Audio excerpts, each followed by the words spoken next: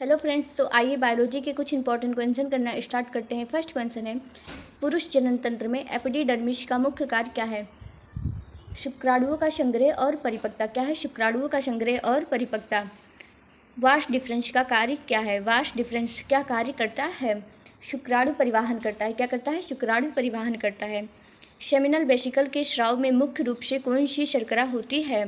Fructose होती है। कौन होती है? फ्रक्टोज। सेमिनल वेसिकल में के स्राव में मुख्य रूप से कौन सी शर्करा होती है? फ्रक्टोज होती है। वीर का क्षारीय स्वभाव किसका प्रभाव है? प्रोटेस्टियम सेमिनल वेसिकल का स्राव है। वीर का क्षारीय स्वभाव किसका प्रभाव है? प्रोटेस्टियम सेमिनल वेसिकल स्राव है। मानव वीर में शुक्राणुओं का प्रतिशत लगभग कितना होता है? 15% होता है। मानव वीर में शुक्राणुओं का प्रतिशत लगभग 15% होता है।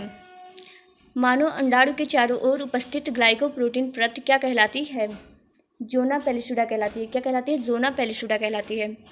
निषेचन के समय शुक्राणु सबसे पहले किस परत को भेदता है? कोरोना रेडिएटा को। किसे भेदता है? कोरोना रेडिएटा को। पॉलीस्पर्मी को रोकने में कौन सी संरचना महत्वपूर्ण है? ज़ोना पेलिसुडा। पॉलीस्पर्मी को रोकने में कौन सी संरचना महत्वपूर्ण है? ज़ोना पेलिसुडा। निषेचन के बाद भ्रूण गर्भाशय तक पहुंचने में लगभग कितना समय लेता है? निषेचन के बाद भ्रूण गर्भाशय तक पहुंचने में लगभग कितना समय लेता है? 5 से 7 दिन। 5 से 7 दिन लेता है। ब्लास्टोसिस्ट की बाहरी कोशिकाएं क्या कहलाती है? ब्लास्टोसिस्ट की बाहरी कोशिकाएं क्या कहलाती हैं? ट्रोफोब्लास्ट कहलाती हैं। ब्लास्टोसिस्ट की बाहरी कोशिकाएं ट्रोफोब्लास्ट कहलाती हैं। ट्रोफोब्लास्ट का मुख्य कार्य क्या है? ट्रोफोब्लास्ट का मुख्य कार्य क्या है? आरोपण में सहायता करना। ट्रोफोब्लास्ट का मुख्य कार्य है आरोपण में सहायता करना। मानव भ्रूण में हृदय की धड़कन लगभग कब शुरू होती है? मानव भ्रूण में हृदय की धड़कन लगभग कब शुरू होती है? 1 माह में शुरू होती है। मानव भ्रूण में हृदय की धड़कन 1 माह में शुरू होती है। गर्भावस्था की पहचान के लिए कौन सा हार्मोन जांचा जाता है? HCG। गर्भावस्था की पहचान के लिए HCG हार्मोन जांचा जाता है। HCG का स्राव कौन करता है? HCG का स्राव ट्रोफोब्लास्ट करता है। कौन करता है? ट्रोफोब्लास्ट करता है। रिलैक्सिन हार्मोन का कार्य क्या है? रिलैक्सिन हार्मोन का प्रसव को सुगम बनाना कार्य है। रिलैक्सिन हार्मोन का कार्य प्रसव को सुगम बनाना है। प्रसव की प्रक्रिया क्या कहलाती है? पार्चुरेशन कहलाती है। प्रसव की प्रक्रिया पार्चुरेशन कहलाती है। दुग्ध स्राव को कौन सा हार्मोन नियंत्रित करता है? दुग्ध स्राव को कौन सा हार्मोन नियंत्रित करता है? प्रोलैक्टिन नियंत्रित करता है। कौन करता है? प्रोलैक्टिन। दूध निष्कासन में कौन सा हार्मोन सहायक है? ऑक्सीटोसिन। दूध निष्कासन में ऑक्सीटोसिन हार्मोन सहायक है। मानव भ्रूण में अंग निर्माण की प्रक्रिया क्या कहलाती है? मानव भ्रूण में अंग निर्माण की प्रक्रिया ऑर्गेनोजेनिस कहलाती है। क्या कहलाती है? ऑर्गेनोजेनिस कहलाती है। मानव भ्रूण में अंग निर्माण की प्रक्रिया ऑर्गेनोजेनिस कहलाती है। भ्रूण के चारों ओर उपस्थित द्रव क्या कहलाता है? भ्रूण के चारों ओर उपस्थित द्रव क्या कहलाता है? एमनियोटिक द्रव कहलाता है। क्या कहलाता है? एमनियोटिक द्रव कहलाता है। एमनियोटिक द्रव का मुख्य कार्य क्या है?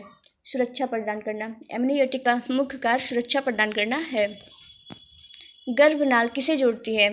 गर्भनाल भ्रूण और प्लेसेंटा को जोड़ती है। किसे जोड़ती है? भ्रूण और प्लेसेंटा को। मानव में भ्रूण को ऑक्सीजन कहाँ से प्राप्त होता है? मानव में भ्रूण को ऑक्सीजन प्लेसेंटा से प्राप्त होता है। कहाँ से होता है? प्लेसेंटा से ऑक्सीजन प्राप्त होता है। प्रथम तिमाह कितने समय तक होता है? प्रथम तिमाह कितने समय तक होता है? 3 माह तक होता है। भ्रूण के लिंग की पहचान सामान्यतः किस सप्ताह के बाद संभव होती है? भ्रूण के लिंग की पहचान सामान्यतः किस सप्ताह के बाद संभव होती है? किस सप्ताह के बाद संभव होती है? 12 सप्ताह के बाद संभव होती है।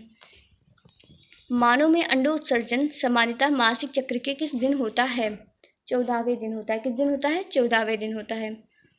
कार्पस ल्यूटेनियम किस हार्मोन का मुख्य स्रोत है? प्रोजेस्टेरॉन का है। किसका है? प्रोजेस्टेरॉन का। कार्पस ल्यूटेनियम किस हार्मोन का मुख्य स्रोत है? प्रोजेस्टेरॉन का है। प्रोजेस्टेरॉन का मुख्य कार्य क्या है? गर्भावस्था बनाए रखना। प्रोजेस्टेरॉन का मुख्य कार्य क्या है? गर्भावस्था बनाए रखना। निषेचन न होने पर कार्पस ल्यूटेनियम का क्या होता है? निषेचन न होने पर कार्पस ल्यूटेनियम का क्या होता है? नष्ट हो जाता है। कार्पस ल्यूटेनियम नष्ट हो जाता है। जब निषेचन नहीं होता है तो कार्पस ल्यूटेनियम नष्ट हो जाता है। मानव जनन अध्याय में ग्रेविटी शब्द किससे संबंधित है? गर्भधारण से संबंधित है। किससे संबंधित है? गर्भधारण से। Thanks for watching. ऐसे ही वीडियो के लिए चैनल को सब्सक्राइब करें, वीडियो को लाइक करें और शेयर करें। वीडियो कैसा लगा कमेंट में ज़रूर बताएं। Thank you.